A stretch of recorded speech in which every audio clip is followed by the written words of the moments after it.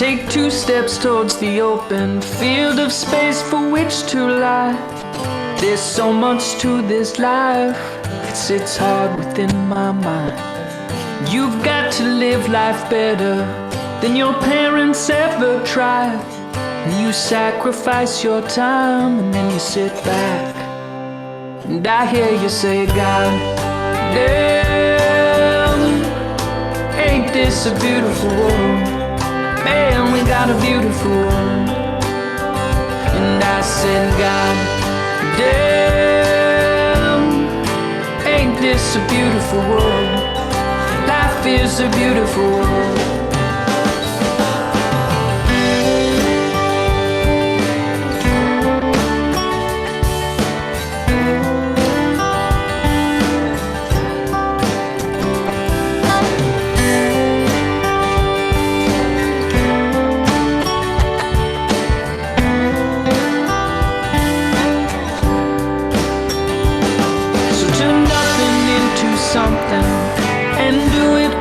Stride, 'cause all you have is time, so don't you run and hide.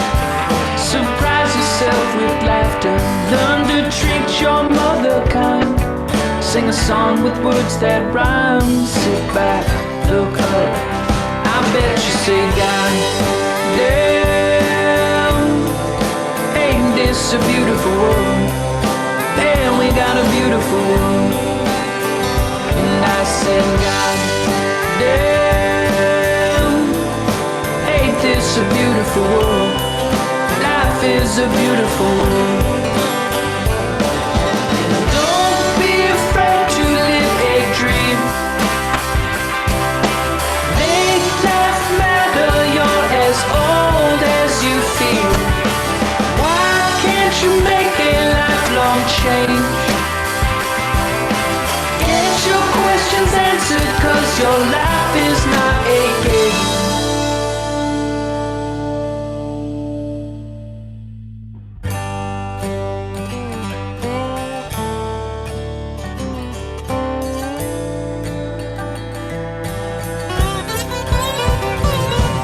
And why can't we be young enough?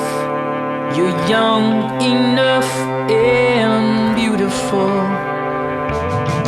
Why can't we be young enough? You're young enough and beautiful. And I said, God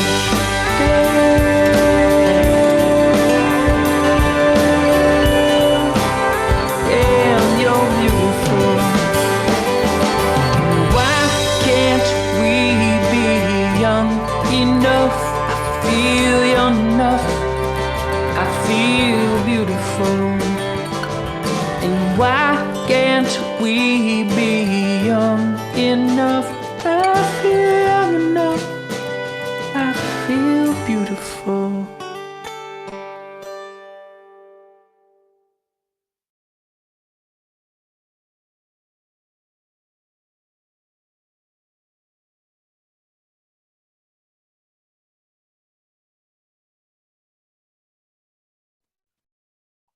Good afternoon, everyone, and welcome back to another Future Plymouth 2030.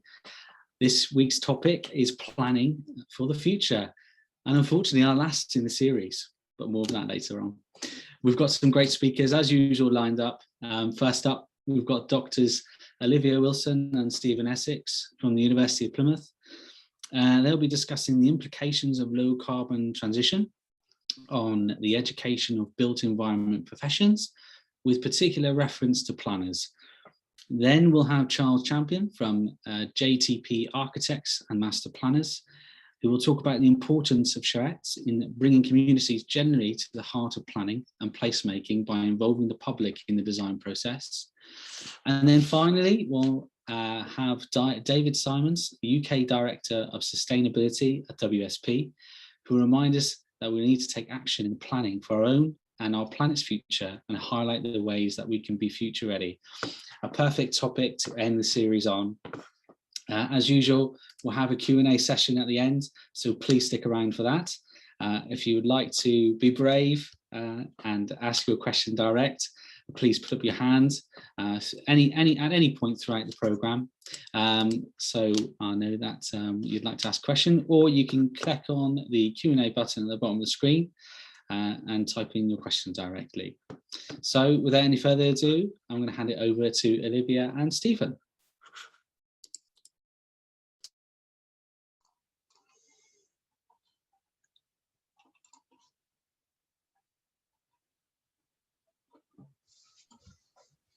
Okay, good afternoon, everyone, and thank you for the invitation to speak at this event.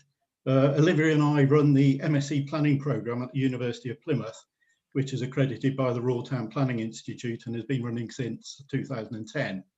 The title of our presentation is Educating Planners for a Low Carbon Future. The preparation for this talk has proved to be quite timely opportunity really to review our own programme in relation to the low carbon agenda, which, as you know, is a rapidly changing policy and practice environment. And we would certainly welcome any insights and suggestions from those present at today's session about what we have to say.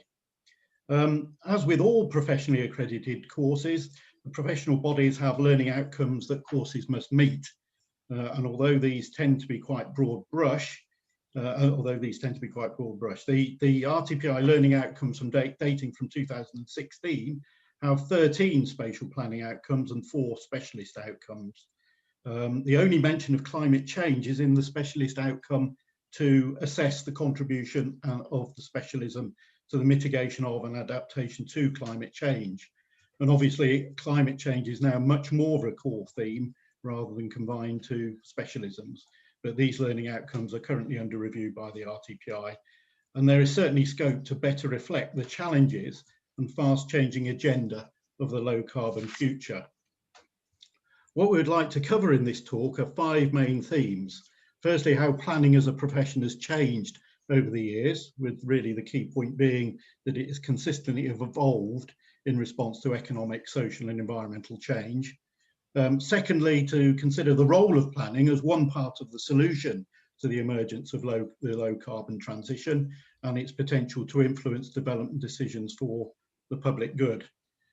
Thirdly, to consider the incorporation of low carbon in planning education curriculum and what we do at Plymouth. Firstly, in relation to energy within development, and then secondly, the need to consider climate change in relation to the effects on where people live, especially in terms of health and well-being. And then finally, a conclusion to think about future curriculum ideas, which really represents an opportunity to draw on the wider expertise present here today. Okay, so in terms of the changing nature of planning, I think alongside all built environment professions, the policy and practice of planning is evolved in response to changing circumstances. Planning practice and policy has shifted from a very technocratic and top-down approach in the 1940s, where dealing with the post-war reconstruction, to more scientific systems thinking approaches in the 1960s, and now to a more collaborative bottom-up and spatial approach from the 1990s. What this short history indicates is that the professional requirements for a planner are not static. Planning is therefore a lifelong learning profession where the knowledge and skills must be updated to maintain professionalism, and that is an important component of the chartered membership of the Institute. The planner's role is to synthesize information from a range of sources and other professions to inform decision making for the benefit of the public. Planners are not necessarily specialists, but need to be able to understand changing technology and innovations in order to act on advice from other built environment professionals. So the addition of achieving a zero carbon future as part of sustainable development is a component of planning's evolution, and the capacity and preparedness of the UK planning system to accommodate, promote and understand new technology and the resulting new urban forms will be critical to the achievement of a low carbon future. So what is the low carbon future? Well, there's no need really for substantial discussion here, as the whole webinar series has provided detailed insights into these new agendas. However, in summary, of course, it's a response to threats posed by climate change especially in terms of adaptation and mitigation. The role of planning interventions in the low carbon transition relate to the so-called energy hierarchy, as shown on this screen, which includes at the top, firstly, reducing energy consumption, so to use less energy, to be lean, which might be achieved through improving the energy performance of buildings in terms of insulation and materials, or in terms of behavioural interventions to ensure that innovations are used and are usable by the users. Secondly, in terms of energy efficiency, to be clean. So here, the efficiency of infrastructural systems, which include the shift from centralised to more decentralised distribution of energy, but also in terms of transport and smart cities. And then thirdly, in terms of the use of renewable energy to be green, the shift from fossil fuel production generation of electricity to, again, more decentralised local renewable energy, which contributes in that way. In addition, you can probably also add the need to create carbon sinks or green infrastructure to absorb carbon dioxide. So such a transition has the potential to redefine urban forms. Bridge and others in 2013 highlighted this very clearly, and that the transition will involve massive investment to the redesign of infrastructure, buildings and equipment, to new urban spatial forms, especially in terms of the compact city, to changes in density of settlement, building design, choice of materials, but also the allocation of space to various activities, including transport, but also green infrastructure. And also, in addition, the potential to create new patterns of uneven development and inequalities, which we'll come to a little bit later. And indeed, given the extent of change and the difficulties in implementation, there is also the potential for inertia, lock-in, and path dependency. And clearly, there is a need for effective action and particularly leadership. In the UK, low carbon has been codified into national legislation, which includes what's shown on the screen, the Planning and Compulsory Purchase Act of 2004, which placed a duty on local planning authorities to contribute to the mitigation and adaptation of climate change. And of course, also the Climate Change Act of 2008, which created binding targets on carbon reduction by 2050.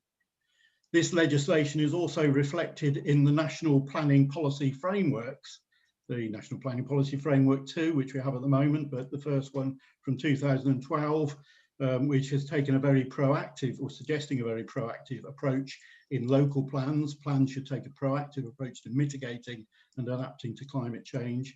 And also in terms of national policy statements, for example, for the renewable energy infrastructure as a more front-loaded system for the development of that national infrastructure. Based on the national guidance, at the sharp end, local authorities have incorporated ever increasingly sophisticated policies, both in the old local development framework core strategies and also the latest round of local plans. Probably the best known policy is the Merton Rule in 2003, which encouraged new development above a certain threshold to be required to introduce on-site renewable energy. And this policy has been estimated to have been copied by about 170 local planning authorities across the UK.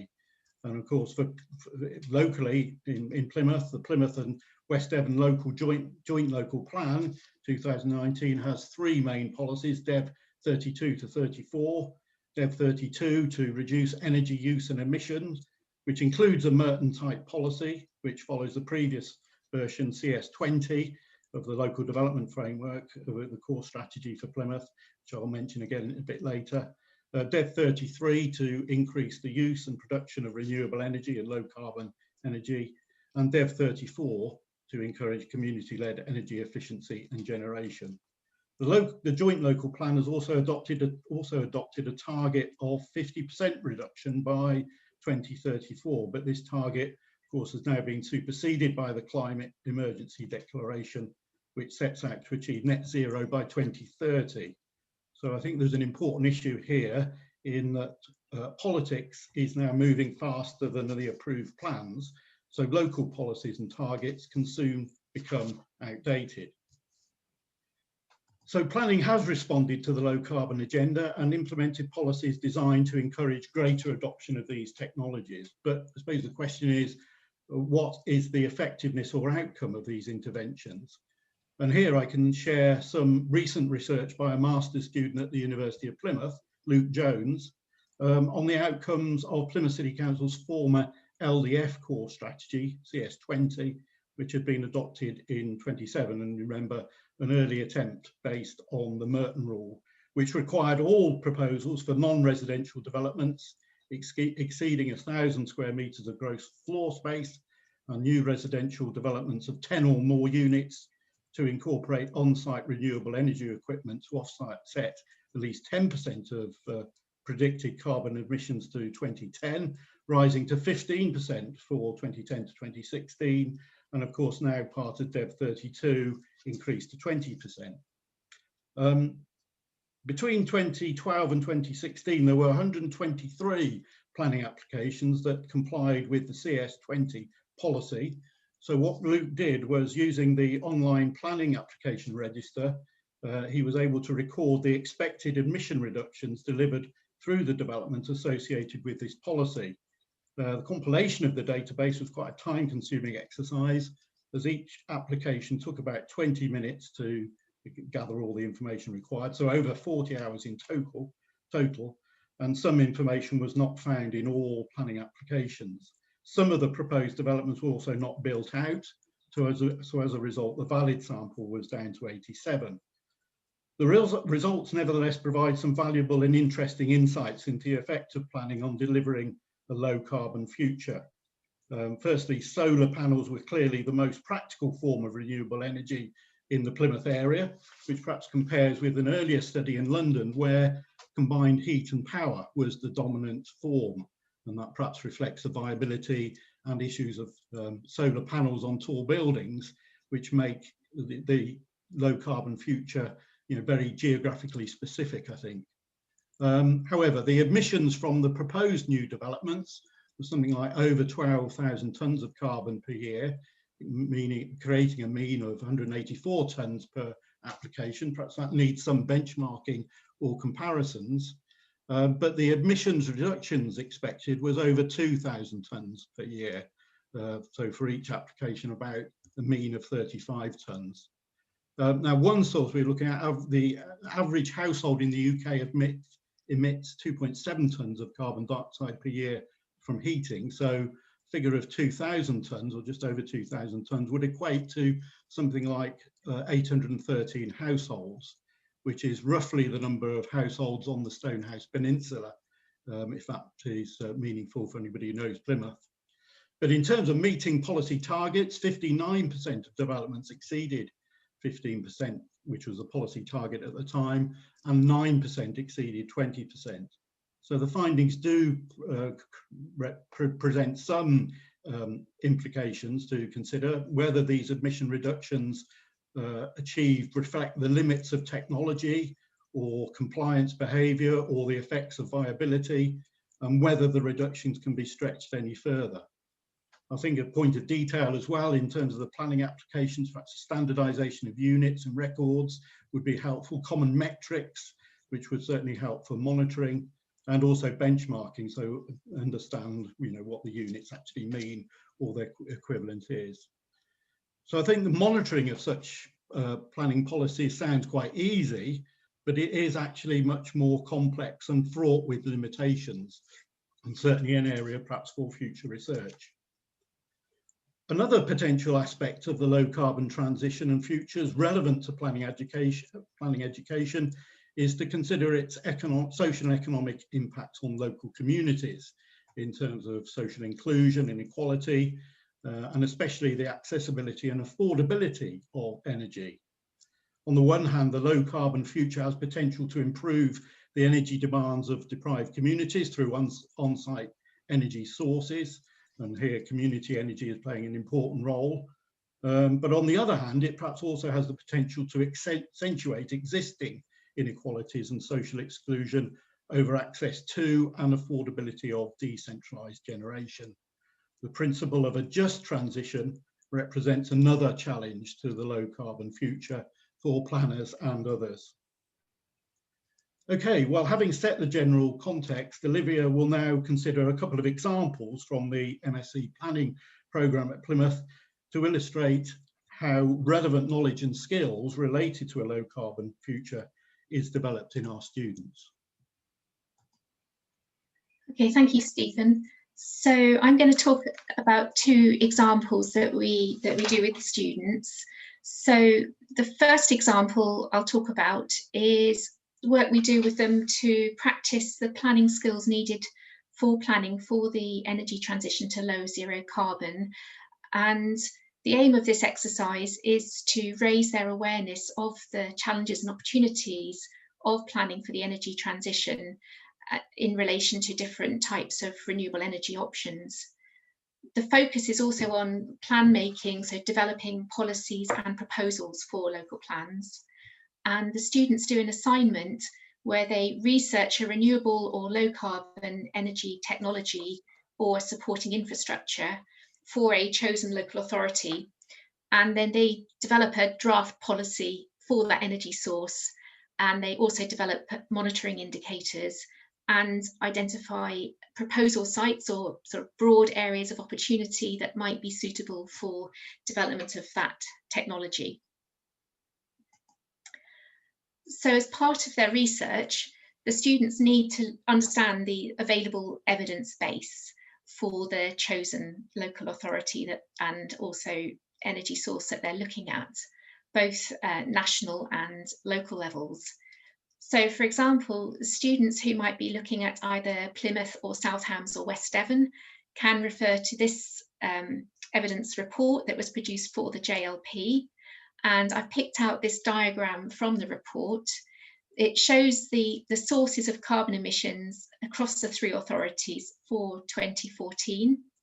And you can see that it's split into emissions from transport, emissions from industry and commerce, and emissions from residential uses. And interestingly, so roughly it breaks down third. Plymouth itself, being a city with a larger population, accounts for approximately half of all the carbon emissions from the JLP area. But I was quite interested to see that in the South Hams and West Devon, they do have quite high emissions from industry and commerce. And that's because that includes agriculture, which is quite a high emitter of carbon. As Stephen mentioned, the JLP target is to halve the 2005 levels of carbon emissions by 2034, although that's now become more urgent. So there is also information about trends in carbon emissions in this evidence-based report. And what it shows is that actually, although Plymouth has got the highest per capita carbon emissions, highest total carbon emissions, per capita it's actually got much lower carbon emissions than the rural areas of South Hams or West Devon. So I suppose what that shows is the sort of geographical differences in the sorts of sources of carbon emissions and also the opportunities that different local authorities face, whether they're urban or rural. This is a diagram from a national evidence-based source, and I thought this was interesting because it shows the breakdown by region in England of total installed capacity, but also the types of renewable energy that are operational in the different regions. So what you can see here is that the Southwest actually has the fourth highest installed capacity of renewable energy of all the English regions, and it has by far the highest amount of solar PV generation, perhaps not surprisingly, but then it's lagging behind onshore and offshore wind and also biomass compared to some of the other regions. So again, that brings out some of the geographical differences in how the renewable energy transition is happening. I thought, just as an aside, it's also interesting to see that London actually has a very low installed capacity of renewable energy, perhaps reflecting the fact it's a very densely built up city and it's challenging to find suitable land resources to develop energy. So as well as the evidence base, the students need to understand the policy context. So as Stephen mentioned earlier, they need to look at the National Planning Policy Framework, and it contains this paragraph 151, which really talks about what planners can do to promote or enable renewable energy, so taking a sort of positive and proactive approach. So I've shown on this diagram sort of 3 elements of that paragraph. So the first one is that planners should maximise the potential for suitable energy development. So that's about bringing forward policies to promote, to sort of facilitate renewable energy while addressing any adverse impacts, such as the DEV 33 in the Joint Local Plan. Secondly, to consider identifying suitable areas for renewable and low carbon energy sources. So that's about bringing forward sort of proposal sites that are suitable for particular types of energy. And thirdly, to identify opportunities for development to draw its energy source from renewable energy. So that's like the sort of CS20 policy that Stephen talked about, where you can require new developments to incorporate a certain amount of renewable energy on site. So the students are asked to prepare a sort of specific policy for their energy source, but it obviously needs to, to follow this national framework. So here are some of the examples of energy sources that students have researched. Not surprisingly, many of them choose ground-mounted solar PV as their proposed energy source, given its widespread nature across the southwest. But students also have researched onshore wind farms. I know that now that's more difficult politically to achieve, but there are a certain number, quite a large number of onshore wind farms that predate sort of government crackdown on that. Recently, students have started to research some of the infrastructure associated with renewable energy, such as battery storage and also on electric vehicle charging points. And in the past, we've had a student who has researched the anaerobic digestion as well. So quite a variety of sources that students can look at. Students have perhaps been more reluctant to look at these types of renewable or low carbon energy, perhaps because they're more recent and there are fewer examples, or because they're sort of perhaps newer technologies. But hopefully, as the technologies develop and there are more examples, that students can start to broaden out the range of types of technologies that they look at.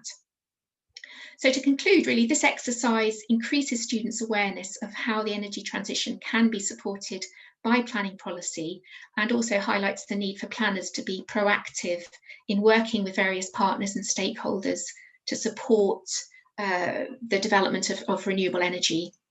And it also highlights, I think, the need for locally relevant solutions depending on the local area.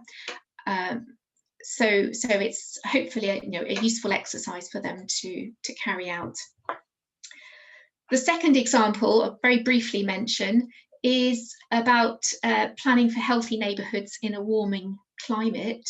So this example links to urban design, but what we're interested in, I think, is how we can progress urban design, I suppose, to tackle some of the challenges ahead with climate change.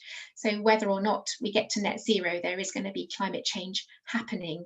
And there seems to be more of an emphasis coming from government on the need to incorporate green infrastructure, and particularly trees, into development in order to try to sort of mitigate and adapt to a changing climate.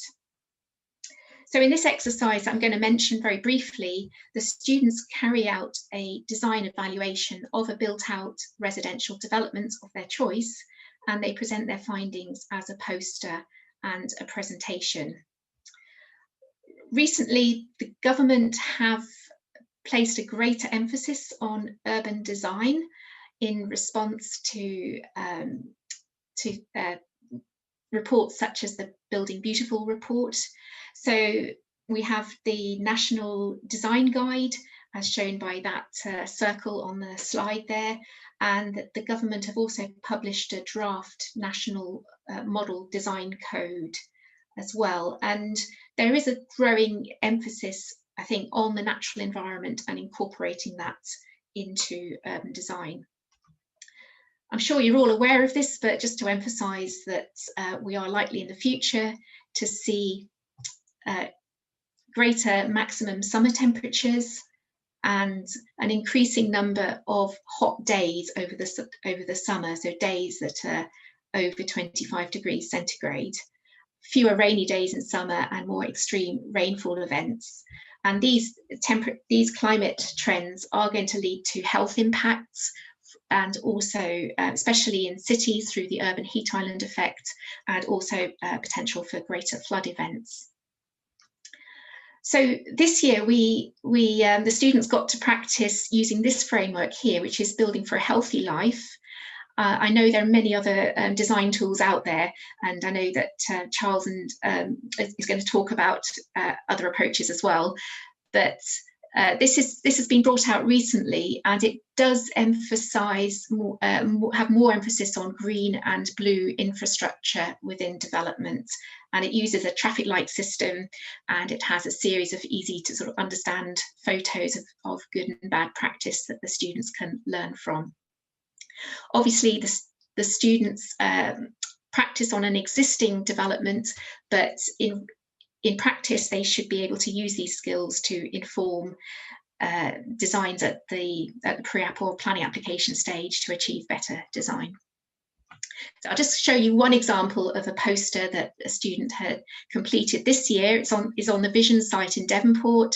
Obviously, an example of very good urban design that was developed using a design code, but does predate the recent emphasis on green infrastructure that is growing in importance. So really, just to finish off that example, I do think that there's going to be growing emphasis on incorporating the natural environment, and particularly trees, in future, which I think is going to be a challenge, but there is a growing evidence base as well that can help to inform planning and design in future. And the government, you may probably be aware that the government has a goal of vastly expanding the planted area. It's 30,000 hectares of new trees per annum, and therefore that is going to be a growing challenge in the future, I think, to plan for trees in the urban as well as in the rural environment. So really, to conclude, in this exercise, the students are given the opportunity to evaluate a built-out development and to practice urban design skills. And increasingly, we'll want to try to incorporate this element of sort of the natural environment in urban design, and to look at how urban design can support health, and particularly how trees and green infrastructure can be incorporated. So to conclude our presentation, we'd like to just draw a few concluding comments. So we think it's very important to draw out the fact that every local authority is going to experience slightly different challenges and have different opportunities. So there is a need for locally appropriate responses, but also for sort of coordination and cooperation between authorities. We've highlighted that the transition to low carbon is a very rapidly changing environment. So there's changing government policy, changing evidence base, and that's a challenge for planning policy, where plans are producing sort of long-term plans, and targets in plans can quickly become outdated. So that's another challenge. We've highlighted the importance of evidence to inform policy and decision making, as well as monitoring, and I think there's a growing amount of evidence now to inform both renewable energy and low carbon, as well as green infrastructure. So really, we'd be interested to hear anybody's thoughts on or suggestions on how we should be perhaps ideas for teaching the students, particularly about the challenge of achieving net zero carbon. I think there's going to have to be a sort of step change over the next 10, 20 years or so to reach that net zero carbon target. So it's going to be a challenge for the built environment, and also a challenge for integrating nature more centrally into urban design. So we'd be happy to hear any thoughts on those 2 points. And that concludes our talk. Thank you very much. Thanks so much, Olivia and Stephen. I know we have a couple of polls. Should we run those as well? See what people think. Yeah, should we see? Okay. So the first one is so to complement Olivia's and Stephen's talk. Which local authority in Devon has the highest installed capacity of solar PV as of 2018? So there's several answers there. Where do you think had the highest installed capacity of solar PV? If you're watching on the browser version of Zoom, unfortunately you can't vote, but hopefully everyone else should be able to.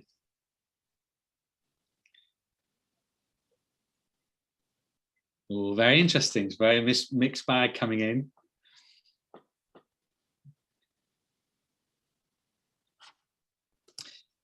So most people think, Olivia, that is 36% Plymouth, and then joint second with 16%, Tunbridge and East Devon. So would you like to give us the answer to that one?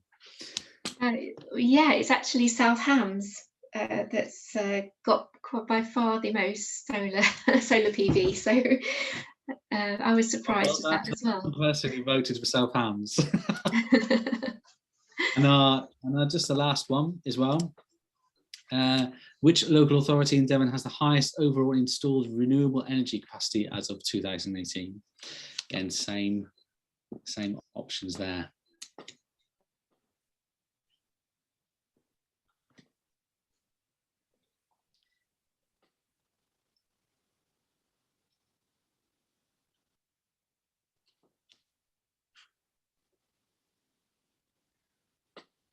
Quite a few people going for South Hams this time. Very mixed. Okay, so let's see.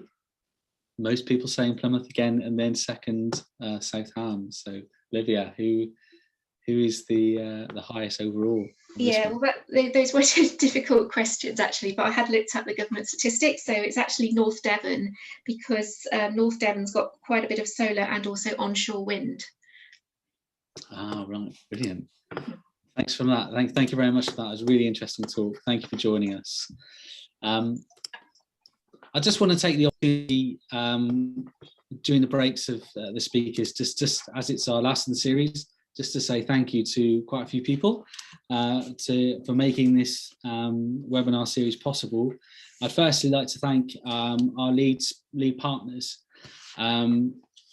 And I would especially like to thank Plymouth City Council, Nicola Reid and Paul Barnard, and the rest of the team there for all their support throughout the series. Also, of course, our friends at the University of Plymouth. Thank you for all the speakers as well. Also, REBA, Royal Institute of British Architects, Matt and Claire, Matt Parks and Claire Bauer. So thank you so much. You've really helped behind the scenes making this webinar series run really smoothly. Building Plymouth, and thank you to Emma Hewitt for actually talking at one of our talks. Constructing Excellence Plymouth Club, the Low Carbon Devon team, Stride to Glowing, the government and the EU. Thank you all so much for making this possible. Our next speaker is Charles Campion. He's partner at JTP Architects and Masterplanners, and I'll go over to you, Charles.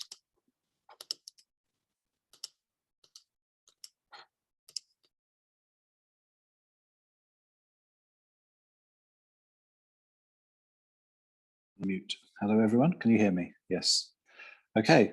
Thank you very much indeed. It's really interesting to hear previous speakers, and I hope I might sort of follow on to some extent. And I'm going to turn off my screen and go over to my slides. So let's see if it works. It should do.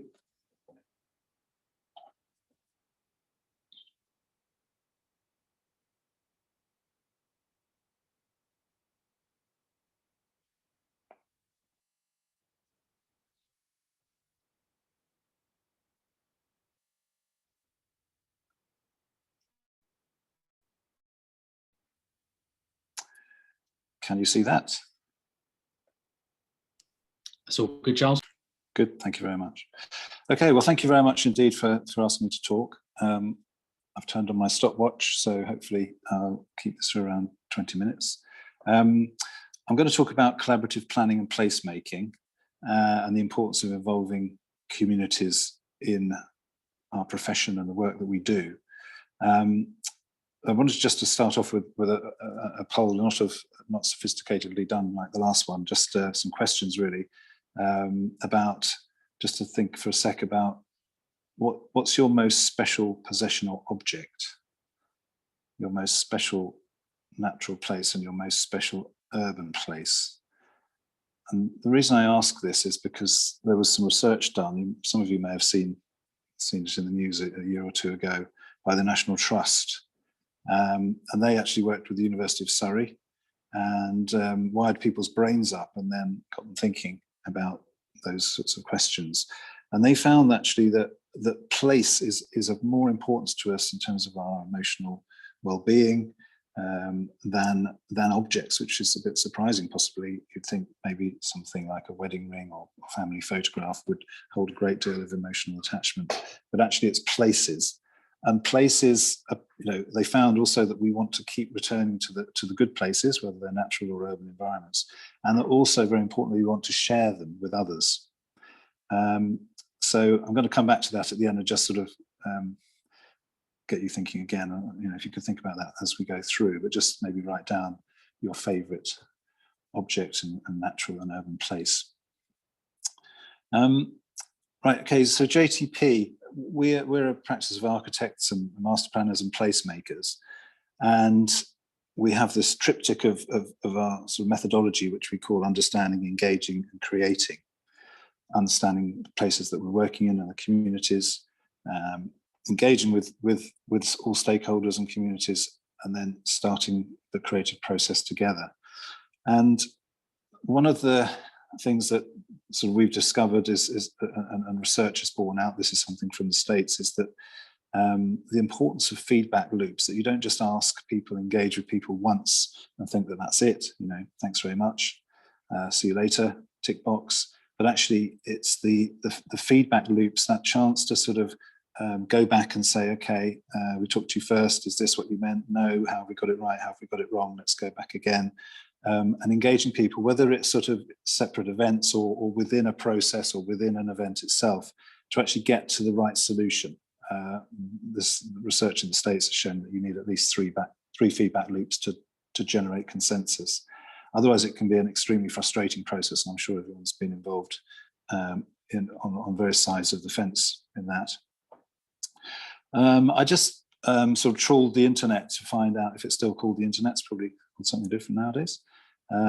But looking at principles of good placemaking, and I just pulled this together as something that was sort of a summary of everything I saw, and common with everything, as with the point made that the importance of green space landscape is being much better understood, both in terms of nature and the countryside, but also very much in terms of urban environments.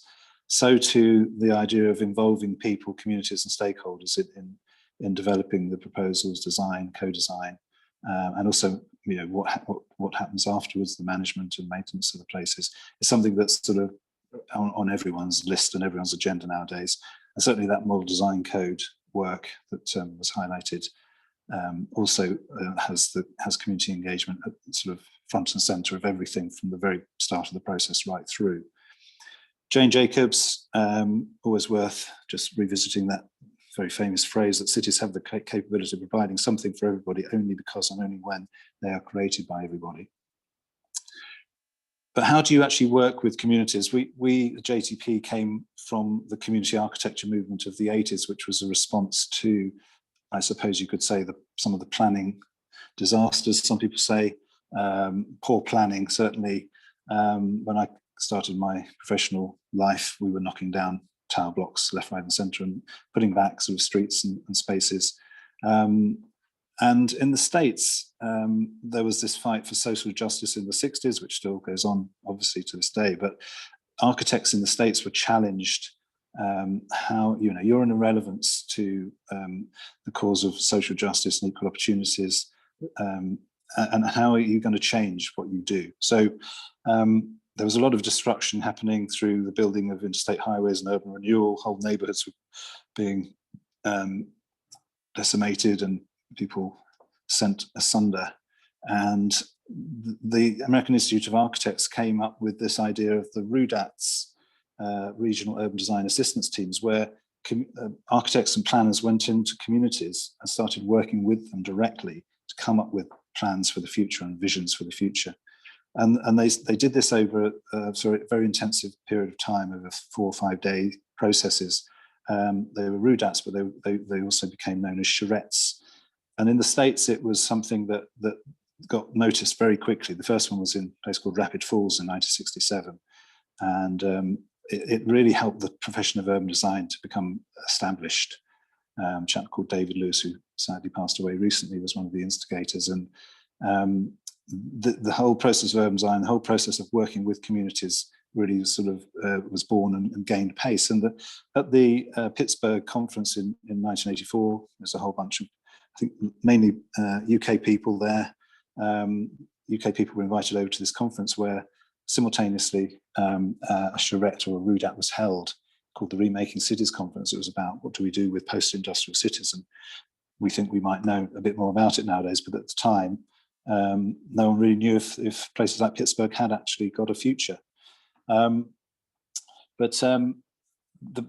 group of UK practitioners came back, having seen this RUDAT process happening in the Mon Valley, very impressed that you could, in a structured way, work with large numbers of people and actually create a consensus and create a vision and an action plan quite quickly. So that process was brought back to the UK, and John Thompson and Partners, there's John on the top right. JTP was founded in 1994, and a part of our stock in trade is the charrette process. We call them community planning weekends, inquiry by design, Princess Foundation, etc. There are various names for them, but they're basically intensive co-design processes, communities working with professionals, learning from each other. This process in Scarborough, I've got a few case studies to show.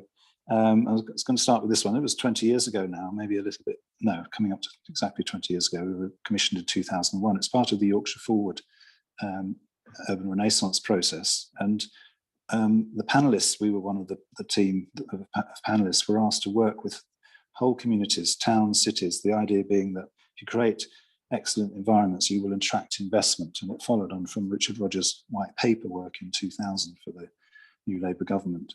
So this was set up in Yorkshire Forward. There was a regional development agency funds to follow on a process, and we were asked to work with the whole community, develop a vision. Scarborough was in a pretty bad way at the time, having lost a lot of its purpose, i.e. tourism, and not much coming in to follow on and drive the economy. But still a stunning place environmentally. How do you work with the whole community to come up with a vision and then implement it?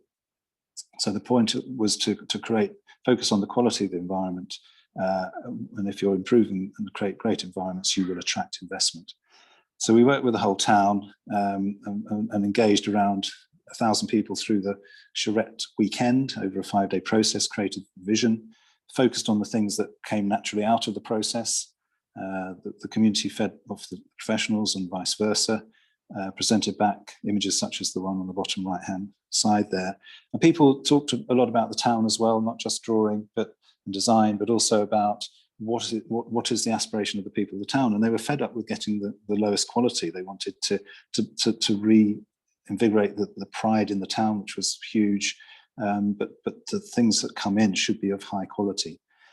As well, we were asked to work with the community to create a town team, so that the town team was given equal status in terms of signing off Yorkshire Forward money that followed on the process. And so the council, the town team and the Yorkshire Forward were co-signatories to funding coming into the town. And it was hugely successful in many ways. Not to say there are not still problems, but the process sort of, I think one of the things that got people talking to each other again and realizing the strengths of the town largely are about the community, but there are a lot of people doing things that people didn't know about. There was a great deal of consensus that came out of the event. So it's quite easy to focus on those projects going forward. There was a bit of a lag because it takes time to get structured and geared up. But after 2 or 3 years of the town team working together, there were some early win projects, but things started to happen, such as the harbour and the work there. Around £4 million was spent on environmental improvements, and including training up the local business owners and improving the offer, investing in the harbour, etc. And I suppose, although awards are not everything, they kind of indicate some kind of success. And one of the things was this gentleman here is called Nick Taylor. He was the the hotel manager of the hotel that we stayed in on the front through the process, over a year's long process. And he was so enthralled by what we were doing and prepared to sort of think, right, I'm going to have a change of career, that he actually went for the job of Renaissance manager, and over a period of around 12 or so years, helped to sort of lead this process through. And one of the things I suppose I'm most proud of is winning the most enterprising place in Britain award, but then the most enterprising place in Europe award. And I think it showed how coming together, the public and the private sector with the community, really helped to reboot the town. And I think it's the relationships, when you go and talk to people, it's the relationships that were built through the process which were so important. These processes, people often ask, how expensive are they? And the answer is, in the way, how long is a piece of string? In Barnes, this is where I live, in West London, and we applied for Porter's pilot funding, which we didn't get the main prizes, but we were offered £10,000, and so as part of that, we had to set up a town team again, and in order to create a brief for the town team, we ran a charrette, which was a single day event in this case, and I think it cost around £3,000 or £4,000 in total. We weren't paying consultants, but the people were doing things. There were some expenses paid, there was some publicity. We had a hall, I think, which we probably got for nothing, and there was some printing required. But around 350 people came together, and it was remarkable. People think Barnes is a relatively affluent place, but the shops were shutting left, right and centre at that time. The high street was very bedraggled, and the huge amount came out of it, which has been subsequently followed through. And again, the consensus that was built up over that short period of time has maintained through to this day, and projects are still being delivered now as a result of that process. One of the key facts here is that the footfall, which was quite low at the time of the charrette, over the last 5 years or so has more than doubled, and the awareness raising of local businesses and local shops and how to serve the local community has really been raised through this process. And obviously the pandemic, people were very grateful that they actually had a healthy high street again. As we know, the local services are so important at this time. Rugeley Power Station, a huge site here. Some of you may have seen on some news outlets the chimneys, the cooling towers being demolished this weekend, last weekend gone. Again, a former mining town with a power station right next to what was the mine, really fallen on difficult times as a result of the closure first of the mine, then the power station has gone, but a huge regeneration opportunity. But how can you possibly plan something like that without understanding the town, engaging the community? It's an incredibly, in theory, complex, on the face of it, a complex task. But actually, if you have a process that's well structured, is very respectful of the local community and brings them into the process in a way that's meaningful and that people can engage in design and talking about what their issues and aspirations are, and the importance, obviously, in a place like this of connecting what happens in a new neighbourhood to the east of their town, with the town, and how all the good things that are going to come, including a huge riverside park along the River Trent to the east there, how all these things are going to be planned into their way of life in the future. And engaging young people too, of course, is very important. We were asked by MHCLG to run a model charrette for, it turned out to be Liskeard. There were a number of places bid for this work nationally. Liskeard was chosen, former cattle market site. Andy Van Brasky there, you can see, who some of you may have heard, has recently was stepping down from MHCLG as chief architect. But he attended the charrette and again, a very successful event where the community basically said the site has been a community site, even though it was a cattle market, it had economic and agricultural use, but actually primarily it was a place where people came together every week or more than once a week, and yes, sold cattle and livestock, but it brought a huge amount of economic activity into the town and community and social vitality. We want it to stay as a community space, not to be built for housing or etc. So through a 5-day process with workshops and walkabouts and hands-on planning, we developed a vision, which was again greeted because it was the community's vision, not ours. Joint venture, joint enterprise. Phase 1 there on the bottom right is work shed. Plymouth University is also involved, I think, in another building to the right, which is called the Makers Project, which will include, I think, a fab lab, digital fabrication laboratory. So the emphasis on enterprise, but on startups, on young creative arts and work, providing employment, but providing social space, covered event space, market space, etc., is now very much ongoing, and that building is on site, having received planning permission. Nicholson Quarter, another scale of project on the west side of London in Maidenhead, where a 70s shopping centre, which, as you can see from the figure ground there on centre bottom, was like a plug in the heart of a historic town centre, closed at 7 o'clock at night, the former street pattern obliterated. And so it went into administration. Obviously, we all know about the changing in retail. And as a result of again, a 5-day community planning weekend, a charrette, we were able to sit down with the local community, understand the issues and aspirations of the community, involve people in designing the new proposals. A lot of residential coming in, the ground floor, mixed uses. One of the figures here is that the retail is going to halve in floor area, but double in terms of the number of units, and totally flexible lease arrangements aimed at local enterprises, local, much smaller businesses. And again, through the process and engaging people all the way through from the very first strokes of the pen, we managed to achieve there's the next slide, you can see the vision. We managed to achieve over 83% of people supported the scheme, which is a radical transformation for the town. Quite remarkable in a place such as Maidenhead to get that level of support. That got unanimous planning earlier this year, again, which is a great sign of a unity, really, I think. And the thing about these charrette processes, it not only engages people in co-designing something, but it also raises levels of knowledge and raises the debate about the place. The publicity, there was an article last week in the town, so in the Times. So I think that this sort of process and how town centres are going to be regenerated is obviously on top of everyone's agenda, not least the government's. Following on from that, we were asked by the council, shortly after we held the charrette rather than shortly after we got planning.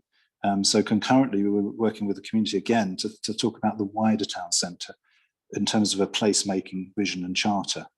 And again, that's recently got adopted by the Cabinet a couple of weeks ago, in fact, and part of the charter is to set up a town team for Maidenhead. So that following process from that participatory and deliberative process of the charrette work follows through in continuing engagement of the communities, and they're starting the process now of setting up the town team and deciding who should be invited onto that. And that obviously will be a representative group which will represent all parts of the community. In Tampere,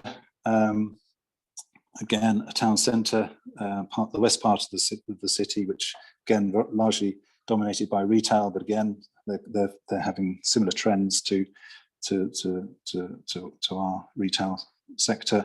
So how to think about the town centre again, not just the retail issues, but I think in this case this was something we did. We started before March last year, and obviously we had to think on our feet and start to respond and work out processes that were responsive to COVID. So we ended up doing the charrette itself online. To the extent in Finland they were there, but our team was in London and Berlin working remotely, and we presented the final vision online. But having had a very good walkabout and cycle about in August with the main stakeholders there, enabled us to do this very successfully.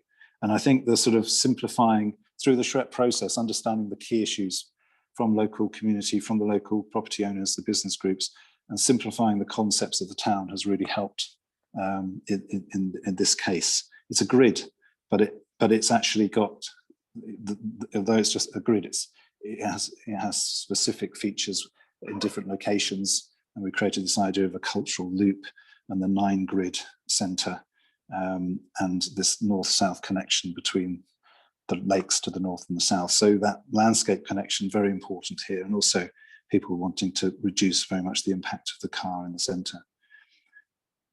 Working on big schemes, again, this is a COVID process. The reason I put this one in is to show the importance of, whenever you can, to get out and talk to people. This is the sailing club, so last summer we were able to meet them on and actually walk about live, took that opportunity, as well as not just relying on digital, but also hard copy media. So sending people newsletters through the door. In this case, the first newsletter included a questionnaire, very simple one, about what do you like and dislike about the area, what do you think could happen on the site, set within the context, obviously. And people were able to go online, yes, to answer it, take part in a map-based survey, but also fill in the old-fashioned pen and send it back through the post. I mean, we've been surprised by the proportion of postcards we get back compared with online. It's around 20% or so. So there's a significant, you could say, minority of people who still prefer the old way and may not have any access to digital as well. I think this, finally, we're working on Belra Garden Village in Lancaster. And one of the things here, again, through COVID, master planning, huge level of input back with, asking people about the area, feeding it into a vision that we present back online, and then people can comment on the vision, etc. So doing all the things that we would do in non-COVID times. The bottom right there is Create Communities platform, where people can put their thoughts about the local area onto a map, and other people can see it. So that's very helpful briefing initially for us. And then working through over an iterative process. Again, we had 3 different versions of the emerging master plan. So those feedback loops so important. And every presentation we could focus on different areas, different detail, and obviously what was important to people was emerging through the process, so we could respond to that. One of the things that coming out here is the importance of soil health. We've got, very lucky that Lancaster University is our neighbour, and they have a soil health department. But it's come out very strongly in terms of most of the site actually won't be developed for building. It'll be 70% green. Local food production, biodiversity, enhancing the existing woodlands. There's a canal that runs through. But the soil health has come out as a major point, which we're working together with Lancaster University on, to really investigate that side of things. There's some figures coming out which are incredible. I can tell you about it in the Q&A if you want to hear more about soil health. And finally, the National Model Design Code work. We're one of the pilots in a scheme in Guildford. I mentioned about the community engagement being kind of all the way through. You can see the diagram there to the bottom, that the community are involved. Our pilot in this case, actually, we have a scheme. We're unique. I think there are about 13 or 14 other pilots, but we're unique in the sense that we've got a plan and we've got a design code. So what we're going to be doing is testing the design code against the first phase.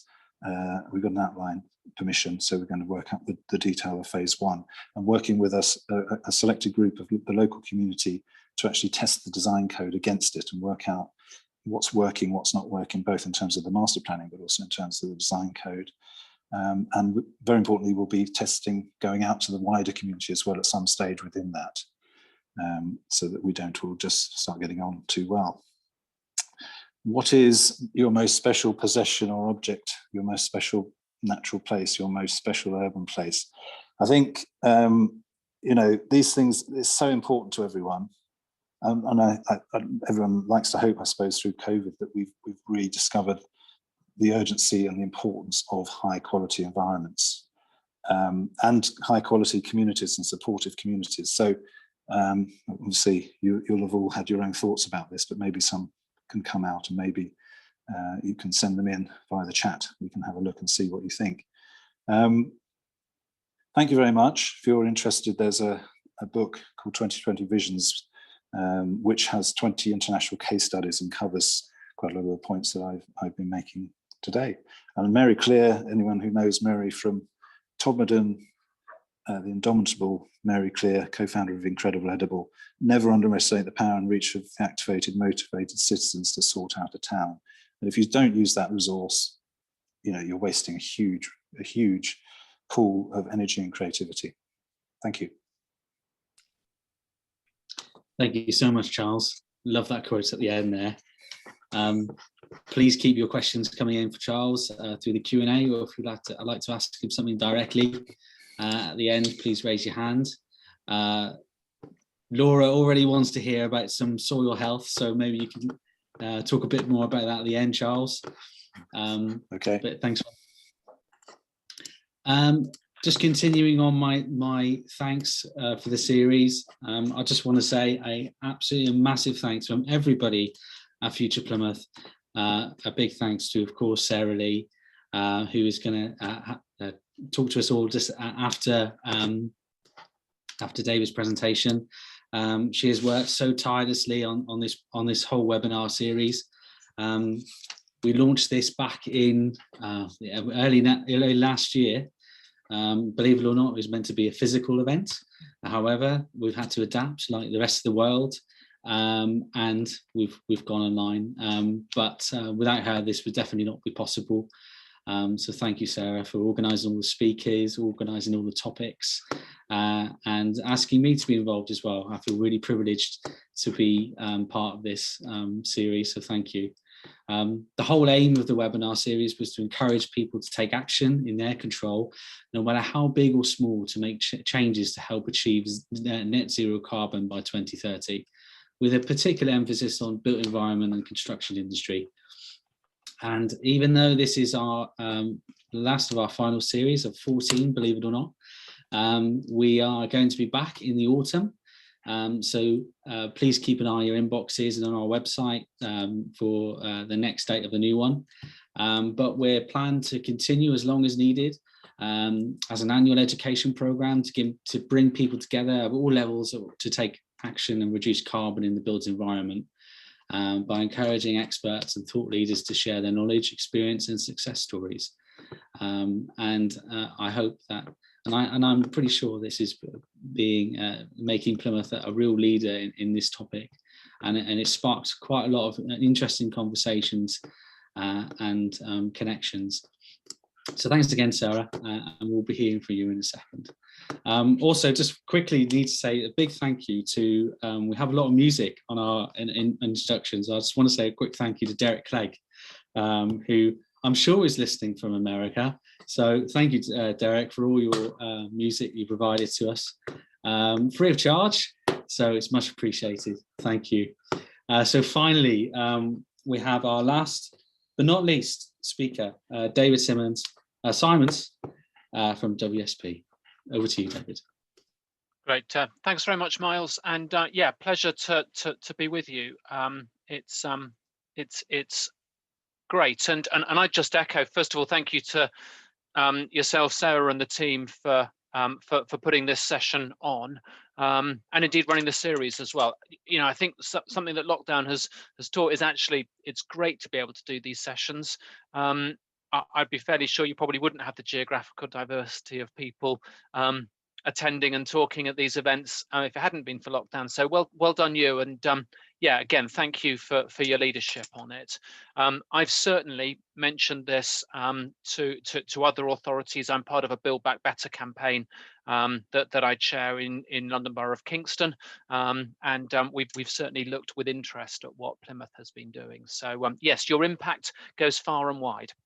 For this last talk, I am really conscious that we are an hour and 10 in, so I need to be on my A game to keep you interested, and also I'll probably not talk for a full sort of 25 minutes or so. But what I do want to talk about is just to give you a very practical overview from my perspective in WSP on how we are integrating future thinking, future trends into the work that we are doing, and really, as well as just giving you a case study for that, also just providing some practical examples of here's what we've learnt on the way for doing that. So I'm going to just use some slides for that. So if you don't mind me then sort of shrinking myself down, let me just get my slides up, and we can then get underway. So so WSP, many of you will know us as a business. I think Hamish and others have already spoken on previous topics, but WSP, our root is engineering, so that's why it was really great to see Stephen and Olivia talking from a planning perspective, and Charles talking from an architect perspective. We'll bring the engineering side, although of course as a full service business today we have many more than just engineers in the business.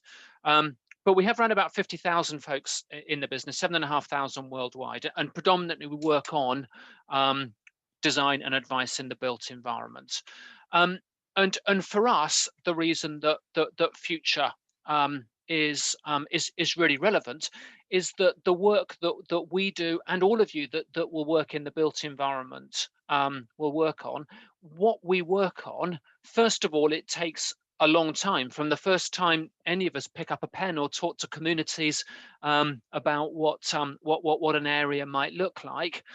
It takes a long time, 10 years, from first concept to actually getting stuff sort of there that is then in use. And then the expected life of projects and the schemes that we work on can extend to decades. So if I just give you some examples, at nearest, if we're designing the heating and cooling system for a building, typically we have a design life of about 25 years. If you want to go slightly longer than that, so if we think about Plymouth and the work that is, I think, just getting underway with the new railway station. We've just finished the upgrade at a bigger level of London Bridge Station. There, the design life that Network Rail gave us was 110 years for the design of the upgrade of that scheme. And if you want to go right to the longest, and I'm not sure, again, too many of those in Plymouth, but if in the future we ever get some of those tall buildings, skyscrapers and the like, worldwide, only 4 of those have ever been taken down in a planned way. So if you're ever fortunate enough to work in places like the Shard, in 22 Bishopsgate and the like, just anticipate that they are going to be there for well, certainly it'll outlast all of us. And so then think about the challenge that if it's going to outlast us for that long, we need to plan for the future as well as for today. And the challenge is, of course, is that we don't necessarily know what the future is. The one thing that we are absolutely sure about, though, is that if we just follow code, which, to be honest with you, engineers like nothing better than a code, because that gives them the rule book, and indeed many of our clients have rule books, from infrastructure to those sorts of frameworks, and indeed previous projects, which we know in cities, if we've got those projects away previously, that gives a pretty good basis to then say, okay, well, let's take one of those and build on it. Well, if you do that, the challenge is that if we just come back to codes, they are slower moving, and again are typically based on designs that we work on now, and recognize that that's still then almost, when those schemes are produced, they're then back, they're almost sort of just about today ready, but absolutely not future ready. So if you just think of some of the examples that are really live in our mind. So if we're working on transport networks at the moment, so we'll be designing say vehicle tunnels. So Stonehenge, for example, Transpennine Tunnel, 2 big projects that WSP has worked on. The reality is that from 2030, 2040, vehicles will do a very, very rapid decarbonisation as the UK economy decarbonises. So that has a huge implication in terms of the ventilation that we have to put in. It also makes a big impact in terms of the fire regulations that we have to design, because if you're unfortunate enough to have a fire in an electric vehicle or in a hydrogen vehicle, the burn characteristics are entirely different from a petrol or a diesel vehicle. That has some really huge implications for the work that we do as a team. If you then think about some of the buildings that exist within and around Plymouth, we know that they're going to be hotter in the future. We did a survey of people who lived in Britain's cities, and many of our respondents, around about 75%, said, you know what, if I live in a flat, I just overheat. I never have to put a jumper on. That's absolutely for sure. But so much of a focus today is on energy efficiency and also safety. So you can't necessarily open the windows and the like. With growing urban heat islands, with growing peak temperatures from climate change, we end up with buildings that just simply overheat. And then just sort of picking out another area. So a few years ago, we did some work with one of the global retailers, and we produced maybe quite a nitty-gritty techie strategy for this retailer. We developed their future refrigeration strategy. Like I say, it might sound techie until you think about the 2 things. First of all, that this retailer spends $1.8 billion a year chilling food, and leaks of chilling gas from their store refrigeration systems has a bigger carbon footprint than their truck fleet. So really, really material. And yet in an era where, who knows, as Charles touched on in terms of future retail stresses, retailers need flexibility. 6 months is like a typical window for a shopkeeper to be thinking about his store layout. Yet previously, traditionally, was super inflexible. So how do you design stuff that you can just change store aisles around over a weekend? And the answer to that is responses around things like plug and play technology and the like. So as WSP, this was something that we were kicking around, and we were so how can we respond to these needs? What's our biggest opportunity?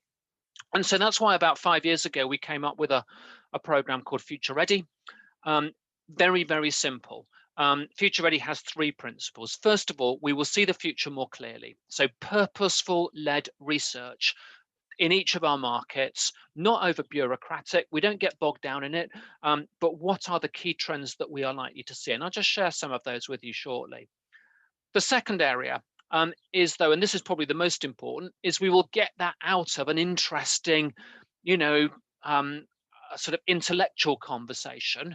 We will then get under the skin and work with our clients to say, okay, well, if that's the future that we are sure is likely to be, it might be, or it could be, what sort of time horizons?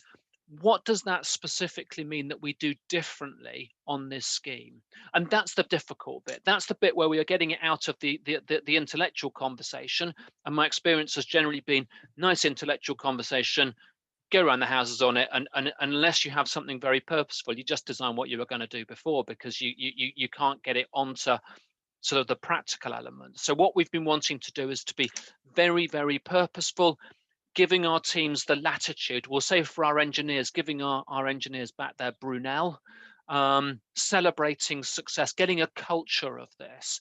So we are challenging them to say, right, on every project, every one of our 50,000 folks across the world, we want them to be seeing the future more clearly and then designing and advising to that future. And the output then is that's better schemes, makes our clients proud, it makes them look good, it's a lower total cost of ownership, it gives them peace of mind, and fundamentally it means that we are producing better work. And actually, if you don't mind me just being sort of from a business perspective, because we're giving our teams loads of purpose, that is then a great way that we are attracting some of the best staff, not just grads, although grads are especially, that resonates well, but also senior people. We've just recruited 2 very, very senior people into our Aussie business, the head of our Norwegian business. Both of them have said, you know what, it was that Challenger Future Ready that set us apart, which is why we joined the business. And it helps us win work, which is ultimately, as a business, is also really important. As a business, in the UK, in Q1, Future Ready has helped us win £20 million of work for us. That's a number I track religiously. I have no difficulty getting a business case in terms of why this is super relevant to WSP. Absolutely on delivering great work for our clients, but also in a competitive landscape, attracting great staff and winning work. So if we talk about in a net zero context, let's just think about what are some of the key timescales. And the reference point that we are looking at closely on this is the Committee on Climate Change's 6th carbon budget. And the CCC in, I think it was November, set out some really interesting trajectories that said, you know what, if we're going to hit that 6th carbon budget, so a 78% reduction in carbon from 1990 levels by 2033 to 37, this is the trajectory that we have to go on. Government has accepted that. We are now waiting for a whole slew of strategies that are due to come out shortly. But if we just look at what some of those trajectories are, then if you talk about building decarbonisation, just have a look in terms of as engineers, what this means. By 2025, all new buildings are zero carbon and climate ready. By 2025, the same, if we are all the heat networks that we are working on, if we're building new, should be zero carbon. And we're working on a load of those. And of course, we're designing lots of new buildings, many of which will not be out of the ground in 2025 yet for our largest ones. 2028, we need to be installing across the UK 600,000 heat pumps every year. Oil and coal goes for heating in 2028 as well. 2028, EPC is energy performance certificates, a minimum of EPCC for all homes for sale and rent. That's new and existing. There are similar proposals for commercial buildings. So that drives an enormous retrofit market on that. By 2030, enormous phase down of F-gases. We use F-gases in chilling and also in electrical switchgear, sulfur hexafluoride as well. And then you can see then 2033 phase out of sales of gas boilers for homes and commercial properties. And by 2033, again, 3/4 of UK homes have had an energy efficiency package applied. Those are really, really ambitious targets and challenging. And remember that government has said, yes, we will hit, we are going to aim for this 6th carbon budget. So either government does this, and we will see what comes out in this strategy, the low carbon heat strategy and the various consultations are running at the moment, or government has to find another way, or it breaks its own its legal framework for this. So that's buildings. Let's go to transport. Probably the key things around that. Already government has said that in 2030, so that's only 9 years away, you won't be able to buy new petrol and diesel cars. But again, it's not a cliff edge on this. You will see if you look at some of the frameworks to the left, there is lots of really specific phased timetables that those new cars, that it's not you can just buy whatever car you want up until 2030 and then it's flicking a switch. There is some very, very key phases, both in terms of switch across to electric cars, but also the ambition that by 2030 we're not buying many hybrids. It is electric or possibly fuel cell, but I think in the UK it's mainly going to be electric for this. So that's cars. Lots of work in an urban context, which Plymouth I'm sure will be aware of, around modal shift, walking, cycling, really upping the ante on that. When Transport Decarbonisation Plan is published, we're really expecting that there's going to be a lot of teeth, an expectation on local authorities for that. So watch for that. And then at national level, probably the other thing that is really interesting to us as well is that by 2040, the sale of new diesel-powered HGVs will have to stop as well. Now, again, a lot of attention on this in government. already, for example, Sweden is installing 3,000 kilometers of catenary network for electric trucks. We're unsure if that's necessarily going to be the best way in the UK. But if it's not that, then is it batteries? Batteries are massively heavy at the moment, so there has to be a lot of innovation. Is it hydrogen? We're likely to see some trials of hydrogen trucks up on Teesside shortly, as Teesside really innovates itself as being a hydrogen super hub. And so, yeah, this is just another really, really big area. And it might be that government says that it might want to bring that date forward from 2040 to 2035. That has a big carbon footprint if it can do that. And like I say, Nordics, Sweden and Norway are on a faster trajectory for that. And then if you want to go to construction, then again, you know, large amounts, again, as WSP or as planners or as architects, we are all using large amounts of concrete, steel, asphalt, timber. These are our stock-in materials. And there has to be very, very fast innovation on this as well. Again, what Committee on Climate Change has said is it's no point, if we're going to be net zero for 2050, that is effectively a fossil-free economy in 2050. What that doesn't mean is everything in 2050. So on its trajectory, it pretty much sees construction being near zero by 2040. That then means, for example, in the next 10 years, we've got to have 5 large carbon capture clusters running. That means that steel manufacture has to be near zero by 2035. It means that concrete and cement has to be near zero by 2040. And these are big changes that will then, you know, either way will increase the cost of traditional materials, either because they have got carbon capture on the end, like the picture is of a plant in Sweden that Heidelberg operate. Last week, they just announced that will be the world's first fully carbon captured cement plant. Or alternatively, then there will be a much higher carbon price for unabated material manufacture.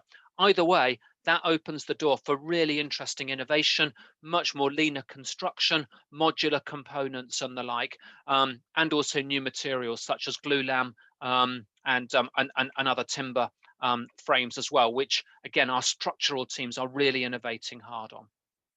So that's carbon and greenhouse gases. But I think the important thing to note is it is not just carbon that we are talking about. This is my favorite graph. And so as part of our purposeful research, maybe I could just do a little bit of audience interaction, maybe in the chat function.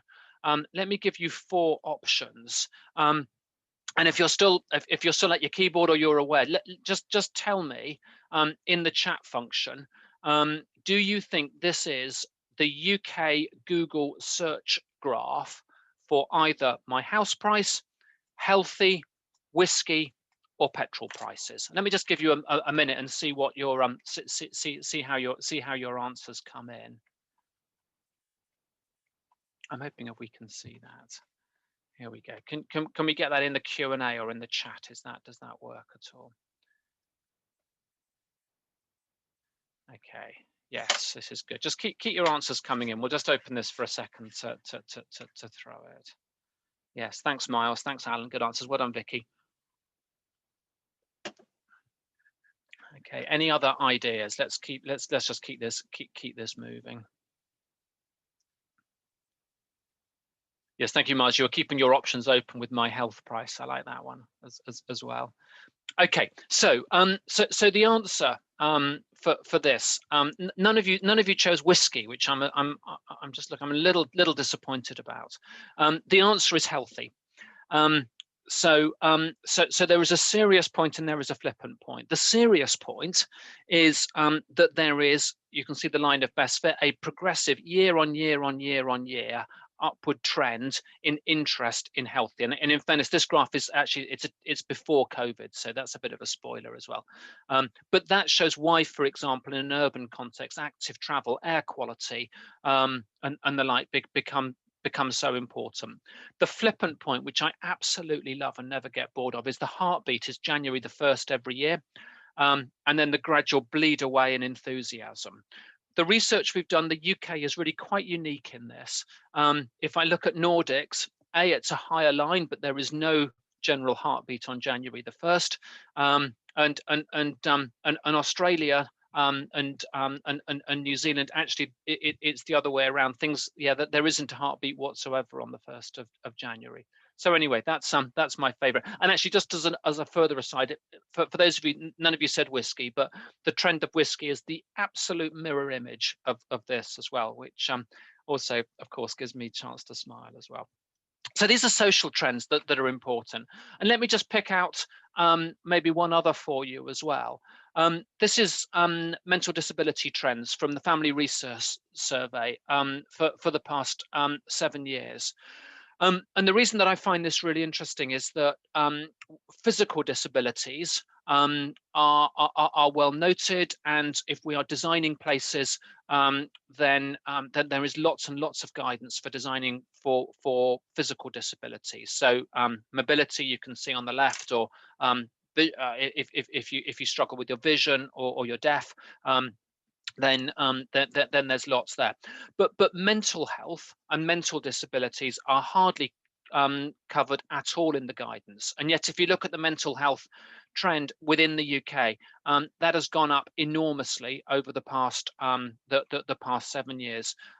Memory disability has similarly gone up, as also has social behavioural disabilities as well. Now, this is government statistics. Of course, some of it is also a question of awareness. But we've now got a piece of research that is running as part of our Future Ready work that is looking at how can we design places, one, so that we don't exacerbate mental disabilities, but also if you suffer from different types of mental disabilities, what do you find difficult, what do you find easy, and how can we design places that are easy for people to get around and accommodate that, so that they can be part of the economy.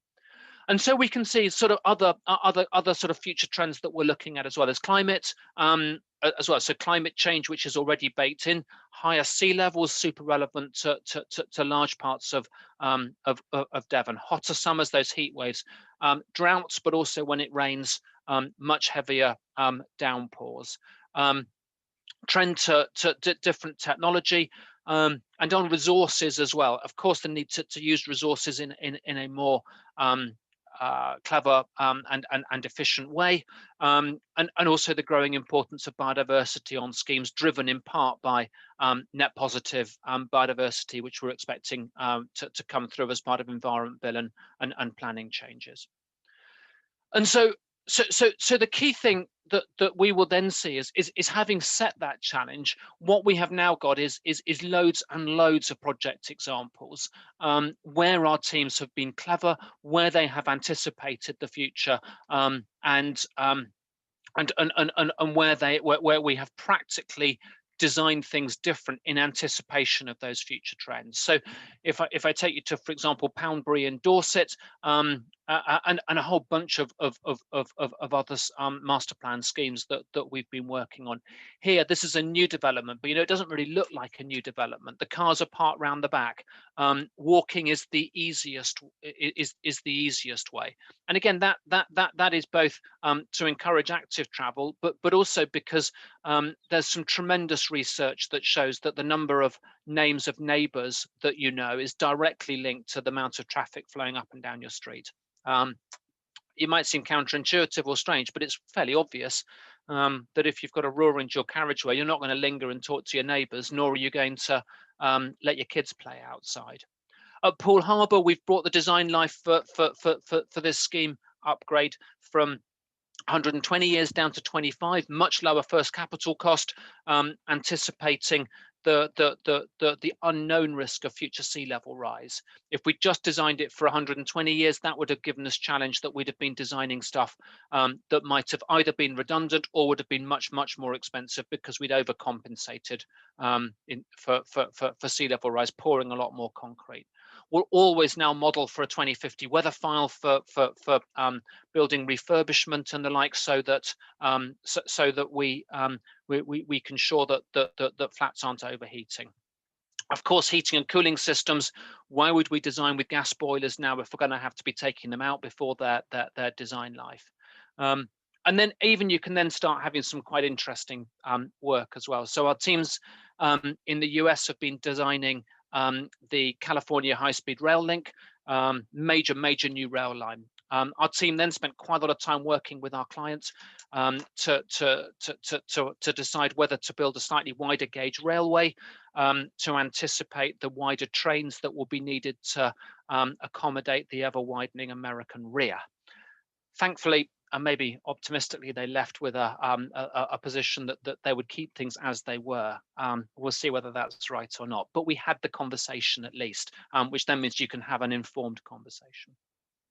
And then lastly, the thing that we've also found is that what we found is, because we're seeing the future more clearly, that is then letting us work with clients on future longer term strategic studies as well.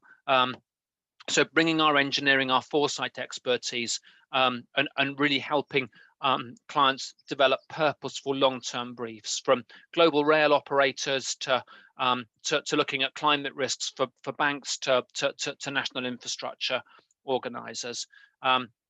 Working with a very large aggregate supplier to say, how could you continue to have a business which is very profitable, but means that they've closed their 29 quarries. Working a lot modelling future sea level rise for UK government on policies and strategies as well. And these are really interesting studies that bring Future Ready to life. So in conclusion, now I'll just finish off. I promised I would just share some lessons from what we've done with Future Ready. I mean, first of all, let me just be absolutely clear. I am still learning. We've been running Future Ready for 4 or 5 years now in WSP. It is now the golden thread through our global strategy. I'm incredibly proud of what we've done as a business, but my goodness, we still have a lot of work to do on it. Because an organization with 50,000 people, we are absolutely on a journey. And so I learn something new from teams or from clients or from co-professionals, from yourselves every day. And I just say there's 5 things I would finish on in terms of the lessons that we've learned. First of all, I would say focus on outcomes. It's sometimes very easy to be busy. The thing that I will absolutely talk about for our country teams on Future Ready now is, one, where has Future Ready helped us win work? Where has Future Ready been a specific differentiator? And secondly, show me the projects where Future Ready thinking has meant that we have done a more clever study. Otherwise, we will do loads of stuff around input and communications and things such as that. But those are my 2 tangible metrics that I really want to be tracking and challenging our teams on. And that's the same for any of the work that we do in terms of Plymouth's climate emergency strategy, through to the work that you might be doing in your organizations. What is the actual difference in terms of outcome that is making to making areas more prosperous, delivering higher social value, reducing carbon and the like? Because if you can't define that, then you know it's an open challenge about, well, okay, we're really making much difference. Secondly, for places, I think there is a great opportunity to connect strategy to growth. So as I've said, it's the growth that has really been the driver in WSP, because it's a direct link to business growth and having purpose. But you could say the same for regions and local authorities as well. With Hertfordshire, where we've been working on their climate emergency strategy, the chief executive is absolutely sold on that. He wants climate leadership in Hertfordshire because that's an inward investment opportunity. And if I take you across to Meath in Ireland and look at their climate strategy, that is absolutely the premise that is based on. And you know what? You play horses for courses. Tory-led administrations, generally economic growth with climate leadership, that's music to their ears, and generally is the sort of thing that really it's a thing that connects their interests. Thirdly, we all have a role. At lunchtime today, I was doing a presentation to a large number of project managers. Project managers might think, you know what, do we really have a role? If I take you to New Zealand, I did a presentation in April to planners virtually in New Zealand, and the question came back to me there was, well, do planners really have that much influence? Well, from Olivia and Stephen's presentations, you will see that planners massively have an impact. We all don't necessarily have all of the answers, but if we are working in the built environment, every one of us has an opportunity in the work that we do to influence, or both positive or negative, the delivery of a net zero economy. And that's our leadership, and now is the time. And then my final point is just think wider. Net zero is really, really important. But again, as I've mentioned, so also a social trend, so is climate resilience, so also is biodiversity. And if we only think about climate as being the only game in town, then either we give a confusing message, or it then means that we solve one problem, but we don't necessarily address other as important issues as well. So Miles, that's everything from me. Thank you very much. Thank you all for listening, and very happy to pass back to you. Thank you so much, David. Wow, what interesting presentation. That timeline is so ambitious. It's amazing. Quite scary, but also quite exciting as well. And there's some, I'm sure there'll be some interesting questions come in. So please submit them now for David and the rest of the panelists.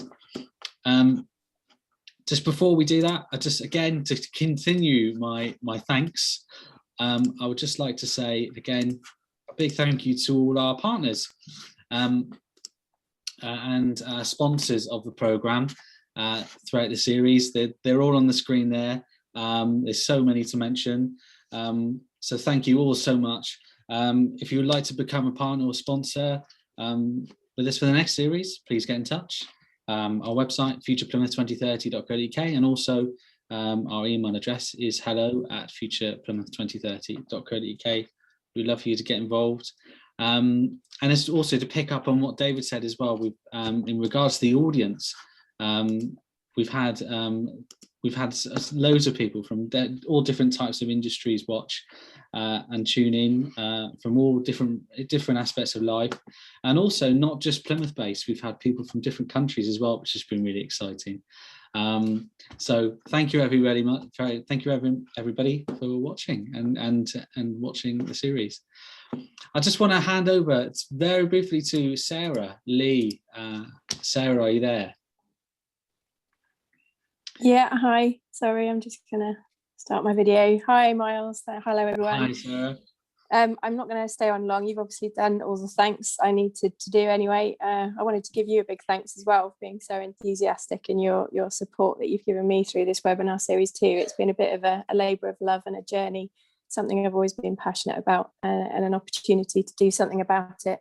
So thank you to all our fantastic speakers today as well. Really amazing, a lot to think about. And as Miles said, this webinar is going to bring us to the end of season 1. We'd only planned to do 12, but we've done 14. And there's so much support for the series to continue. The Plymouth City Council have pledged that they want the series to continue to help with climate conversations and engagement. The university team have been fabulous all the way through, right from the start, helping us with speakers and topics.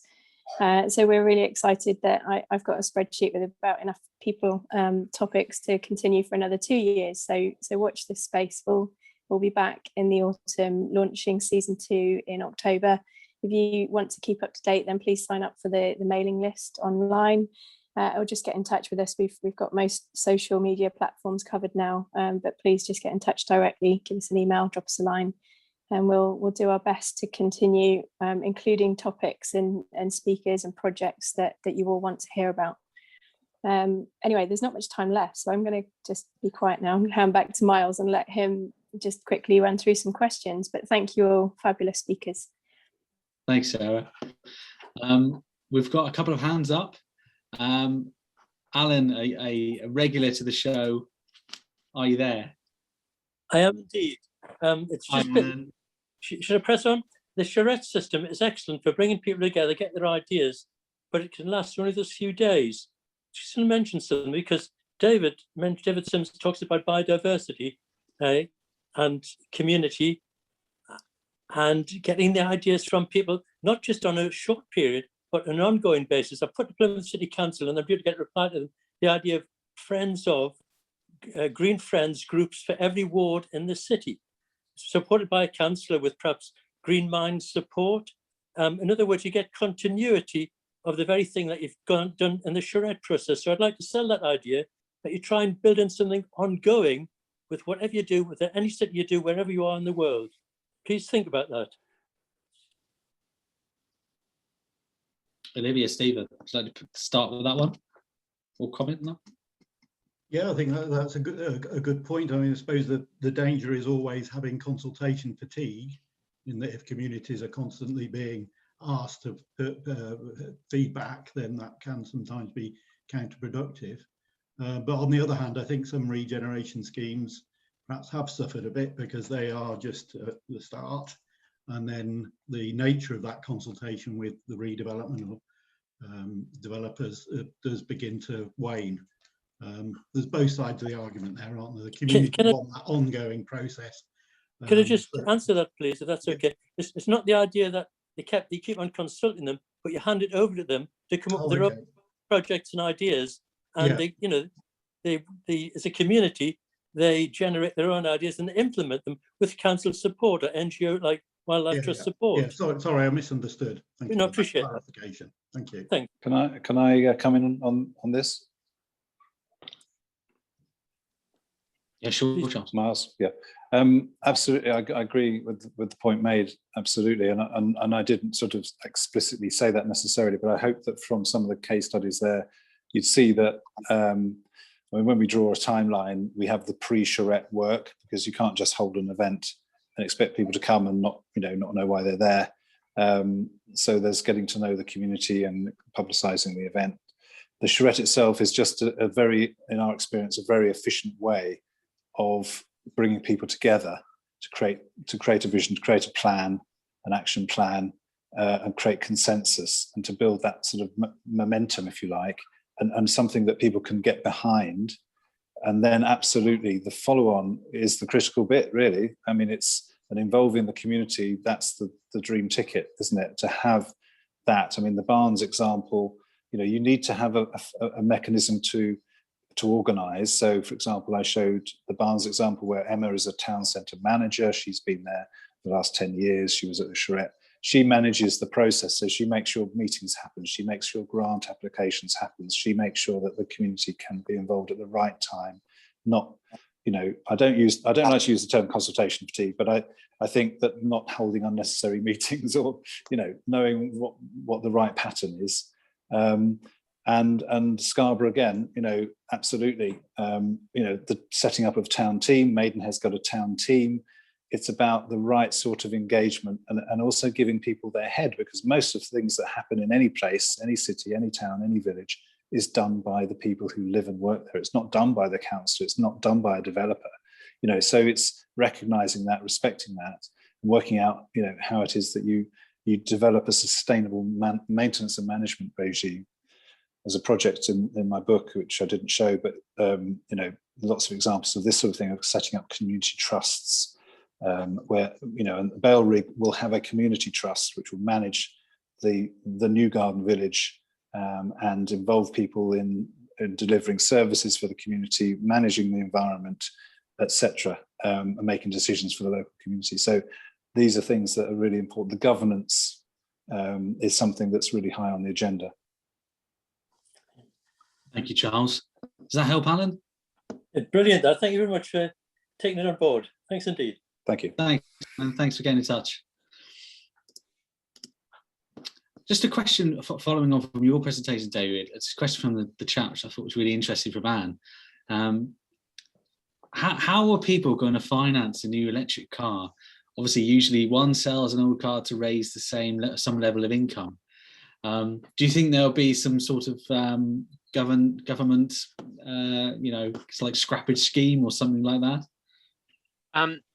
These are two good questions from Anne, and I think also I must go and have a listen to the You and Yours article, Anne, as well. Look, I mean, I don't think anybody has all of the answers to this, but let's just be clear: transport and building home retrofit are the two biggest challenges from a built environment perspective that we've got to deal with. I think in many respects, transport almost is the easier one because of a number of things. First of all, we will see the cost of electric vehicles coming down very, very fast indeed. I mean, already they are coming down fast, but I think our projection and those of the auto industry is that by 2025, you could buy a petrol or diesel car, but you'll be paying quite a lot more for it. I think then also, of course, recognizing that myself, I run a second-hand car. I hardly drive the thing, to be honest with you. But for new cars, most new cars in the UK are leased anyway. So it's just a question of flipping a 3-year cycle from a petrol diesel car over to a petrol one, and probably it will become cheaper to do that. But there are still so many areas that we're not sure about at the moment. I mean, part of it is this whole area for electric vehicles is not so much the cost, but it's also range anxiety. Where are you going to charge it? And then if you want to retrofit charging spots across Plymouth, where are they going to go? Who's going to finance those? If you don't have charging spots, how do you have wires trailing across pavements and things such as that? These are all big important things that, I don't know, that some of them are big, some of them are small, but they really matter, and we're going to have to figure it out. But I think the overarching point is, yes, these are all difficult questions, but we have to find ways to do them. Otherwise, we simply won't be a near zero carbon economy in 2050. Thanks, David. Yeah, I totally agree. There's so many different things we need to sort first. The charging, for instance, and the infrastructure. Yeah, there's so many things. Thank you very much for your answer. Matthew, are you there? I am. Thank you very much. Well, just very quickly, I need to dash in a moment, but with my sort of RIBA chair Plymouth branch hat on, just a big thank you to Sarah again for getting us to where we are, and to all of you that have been involved. So thank you. Question to everybody, building on what David was just saying there about, we really are at a sort of epoch moment. With climate change, pandemic, the destruction of the high street, or the decay of the high street in terms of as a retail place to go, and the power of the charettes in bringing together all the stakeholders, and touching on the key items of transport and energy in the home, air source heat pumps and parking, for example, in residential developments. We're still having to provide 2 car parks per new dwelling here in the southwest, which is ludicrous. And the uptake on the use of air source heat pumps, there's in certain communities there is resistance to that.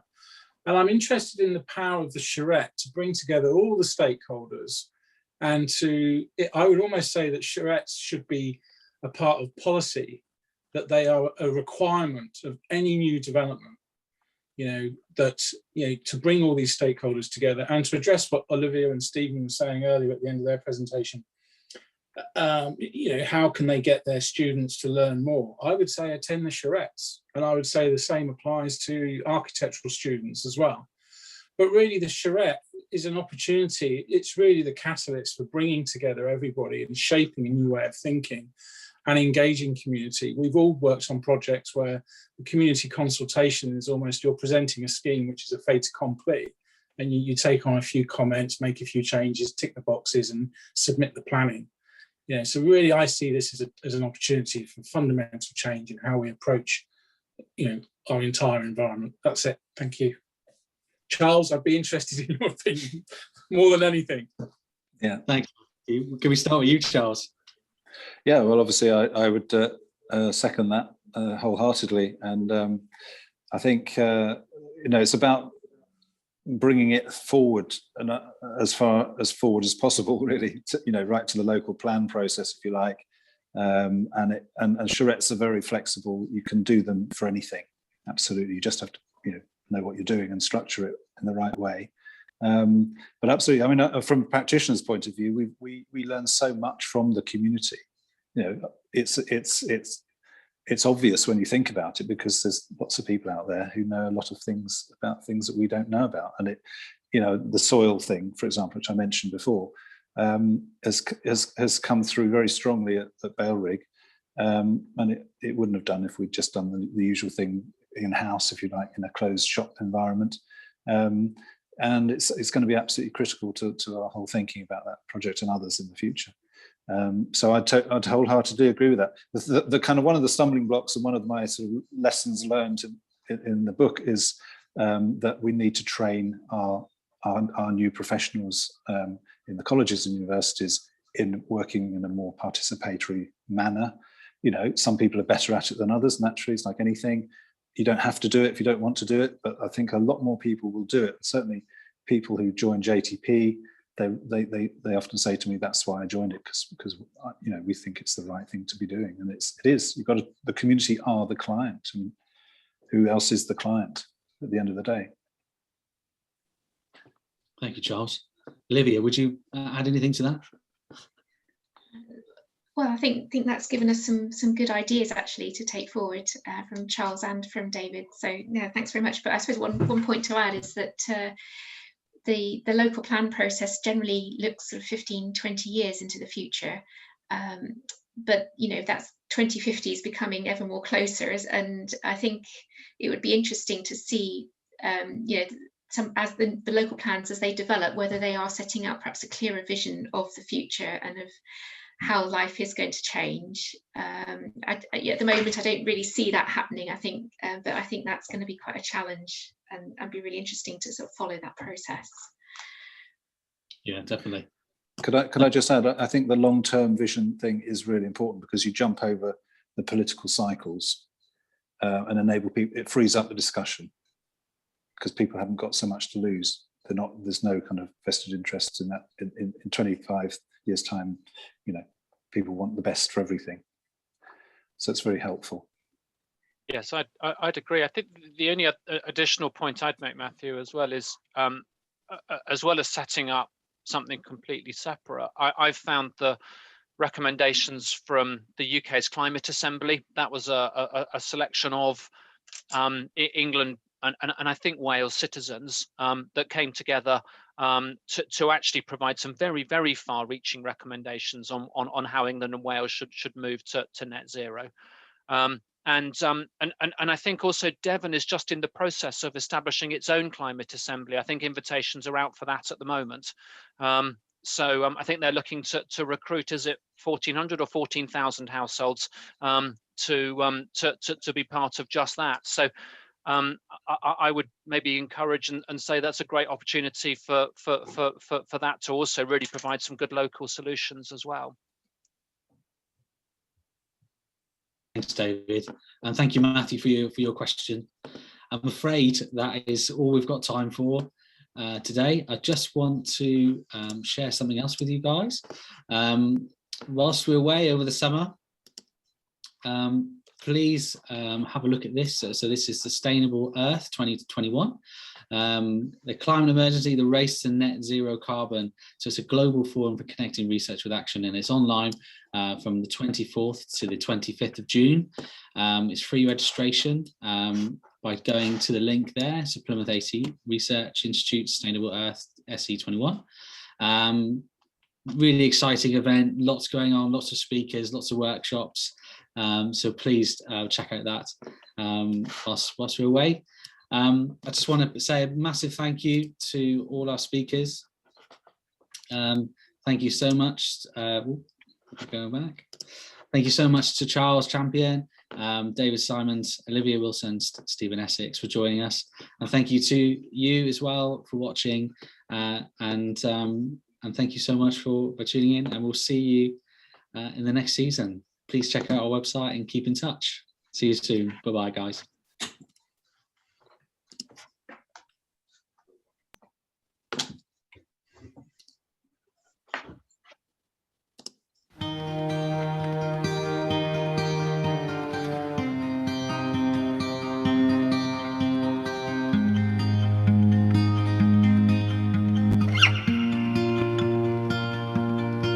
It is time for me to drift onto the unknown.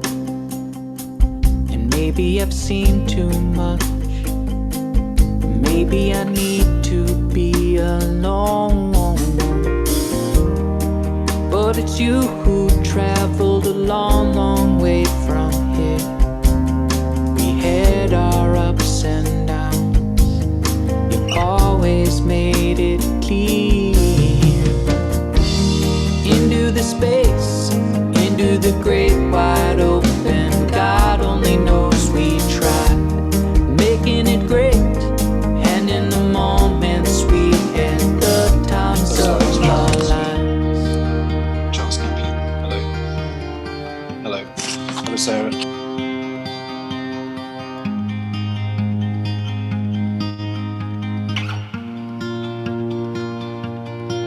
There is one thing for sure, we won't have a clue. We'll forget all the people we always thought we knew. So promise me one thing, won't apologize. We made our mistakes, we're lying on the beds we hide. Into the space, into the great wide open, God only knows we tried. We made our mistakes, and in the moments we had the times of our life is so beautiful and standing here. You're the reason I made it. You're the reason I'm here. Life is so beautiful and standing here. You're my reason. You're the reason. It is time for me to drift unto the unknown.